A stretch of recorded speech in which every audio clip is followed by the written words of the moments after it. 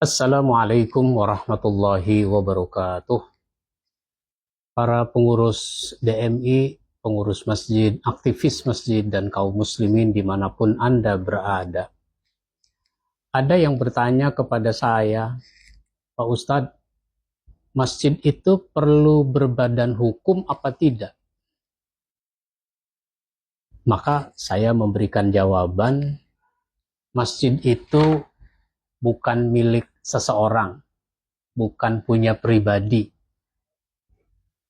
Biasanya itu masjid-masjid yang ada di tengah-tengah masyarakat kita. Sehingga tidak boleh ada orang mengklaim masjid itu milik dia. Maka masjid itu ada asetnya. Asetnya berupa tanah, bangunan, peralatan, dan seterusnya. Maka ini semua harus dilindungi. Belum lagi nanti ada masjid yang mendapatkan bantuan-bantuan dari berbagai pihak, di antaranya dari pemerintah. Maka biasanya pemerintah itu memberikan bantuan kepada lembaga-lembaga, yaitu yang berbadan hukum. Maka berarti masjid itu harus berbadan hukum, dalam hal ini berupa yayasan. Beda lagi nanti masjid milik ormas. Muhammadiyah punya masjid, NU punya masjid, dan seterusnya. Maka berbadan hukum berupa yayasan. Ketua yayasan sekaligus ketua masjid, itu yang saya usulkan. Ketua yayasan sekaligus ketua masjid, sehingga nanti tidak ada dualisme kepemimpinan, dualisme kepentingan. Ketua masjid sekaligus ketua yayasan. Meskipun ada kenyataan menunjukkan bahwa yayasan itu yang membawahi masjid, sehingga sering terjadi ketidakharmonisan antara pengurus yayasan dengan pengurus masjid. Sehingga nama yayasannya bagus menjadi nama masjid. Misalnya masjidnya At-Taqwa, maka yayasannya adalah Yayasan At-Taqwa. Ketua yayasan sekaligus ketua masjid.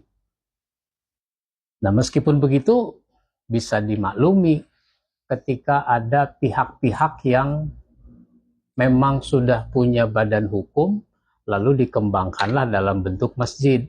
Sehingga masjid itu di bawah yayasan yang dikembangkan. Yayasan itu berbagai macam aktivitas, berbagai macam kegiatan. Misalnya yayasan itu punya sekolah, yayasan itu punya koperasi, yayasan itu punya masjid. Jadi masjid itu di bawah yayasan, itu masih bisa dimaklumi. Nah, yang jelas kalau di masyarakat, bagus ketua yayasan sekaligus ketua masjid, sehingga nanti masjid itu punya koperasi, masjid itu punya sekolah, masjid itu punya macam-macam yang bisa dikembangkan. Ini merupakan sesuatu yang penting untuk mendapat perhatian.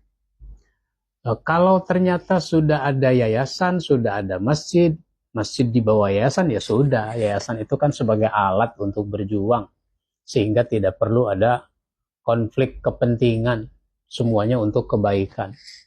Kalau saya menjadi ketua yayasan, di bawah yayasan ada masjid, maka saya tidak usah merasa berkuasa, sehingga saya hanya mewakili masyarakat untuk menjalankan roda kepengurusan di masjid dengan baik.